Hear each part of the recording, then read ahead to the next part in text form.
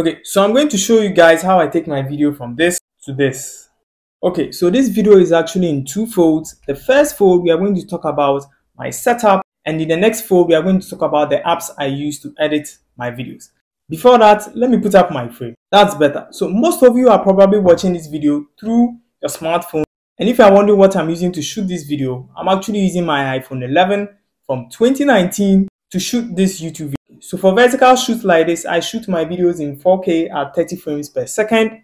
If your phone is not able to shoot at 4K, don't worry, 1080p is just fine. You just have to fix a few things about your light and you are good to go. Also on YouTube, most people are probably not watching their videos at 4K. They are probably watching it at 480p or 720p at most. So with 1080p video quality, you are fine and you are good to go. Just so you know, you can use any smartphone to shoot your video. Since modern smartphones are so good when it comes to camera, you don't really have to worry much. You do not need an expensive $1,000 camera. All you need is your smartphone and you are good to go. You might have heard this, that audio makes up about 50% of your video quality, and this is me speaking without any microphone whatsoever. This audio is actually currently being recorded from my iPhone 11. And this is the audio quality you get from my $35 microphone.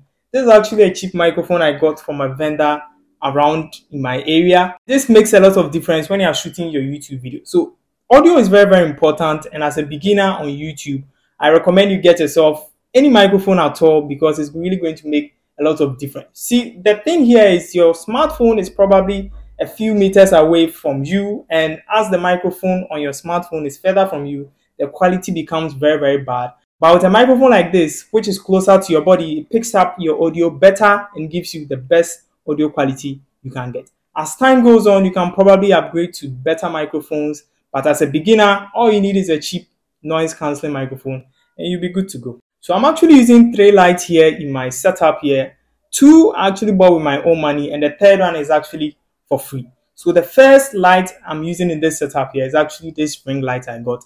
So I actually got it for about $12 to $15 on AliExpress. This is the light I actually use for my background.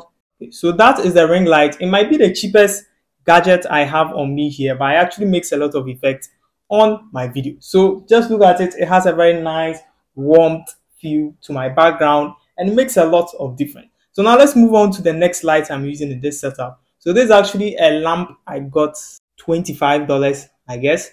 Okay, so here is the $25 lamp. You can actually replace this lamp with an artificial plant or any sculpture or anything of your choice. I really don't use this on a regular basis. I just wanted to fix this in to the video so you guys see how it looks in the video. So I like to give you a friendly tip when you are shooting on your iPhone. So you can actually switch to this grid view. As you can see, with the grid view turned on, you get these lines in your camera preview, which allows you to position your subject in frame or in the center of your shot. So as you can see, this product right here is in frame, all thanks to me having my grid view on. So my third source of light, which is free, is actually the sunlight. So I actually shoot my videos around 11 a.m. to 1 p.m. since that is when the sun is at its optimum brightness or like peak brightness. So I get the best sunlight as possible. So I have light coming in from my windows. I actually have 2 windows in this room of mine and they provide enough sunlight for all my videos.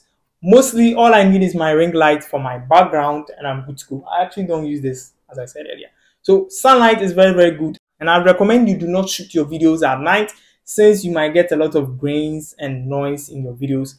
Always avoid shooting in the night because smartphone sensors are usually small and they cannot actually let in a lot of light as compared to those premium $1,000 cameras.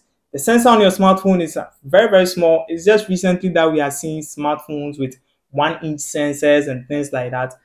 Just don't shoot at night and you have a very, very good video quality. So now let's talk about apps. We're almost done with the video. And if you made it this far, don't forget to like, comment, and subscribe. Smash the subscribe button. So speaking of apps, I actually use only 2 apps for editing my videos. One is for editing my thumbnail and the other is actually for editing my full form video. So let's start off with a thumbnail. So the app I actually use for my thumbnail is actually called Pixel Lab. So Pixel Lab is not available on iOS or iPhones. So I actually use my Android phone for that. So Pixel Lab is a very free to use software.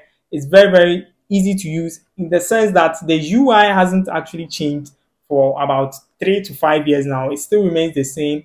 Very simple tools, and there are lots and ton of tutorial videos on YouTube you can check out if you want to make anything and anything at all. So still on the topic of thumbnails, you really don't need a lot of inspiration, or you really don't have to be the best when it comes to thumbnails. I shot this thumbnail when I was doing my video for the Oraimo Watch Nova V. This thumbnail is nothing special. I actually took inspiration from Marquez on this thumbnail he used for his review on this watch.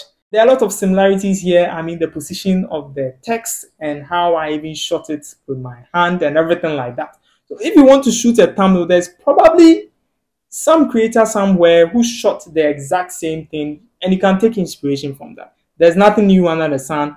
Don't feel bad or don't feel locked up when it comes to shooting thumbnails. You can always search for the topic on YouTube, and you can just scroll through thumbnails that have already been made by other YouTubers or your favorite creators and take some inspiration from their work. And the next app I actually use for editing my long form content is actually VN Editor. So VN Editor is actually a free to use software which is available on iOS and Android. And this is also a very simple to use app for editing long form videos.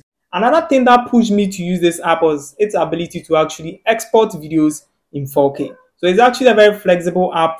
Also, it comes with a ton of tutorial videos on YouTube. You can check them out when you are free. And trust me, I've been shooting all my videos on this channel using VN Editor with no issues. I used to use CapCut some time ago for their captions, but now captions on CapCut is actually a pro feature, which means you have to pay some cash to be able to have access to it. VN also has the auto captions feature, but it's not as advanced as CapCut's own, but you can still mess around with it to get some really nice captions. So this is the end of the video.